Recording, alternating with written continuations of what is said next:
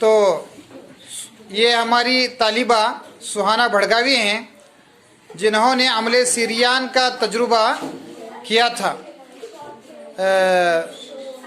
सुहाना, आपने इस पत्तों पर पॉलीथीन बैग कब बांधी थी?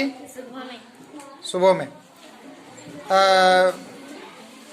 कब निकाला फिर आपने?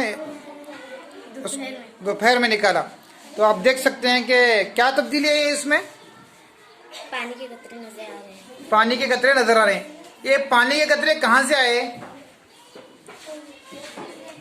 पत्तों में ज़्यादा पानी खारिज होने से। यस, पत्तों का जो जायद पानी है वो खारिज होने की वजह से, जो आप देख सकते हैं क्लियरली कि पानी के कतरे नजर आ रहे हैं।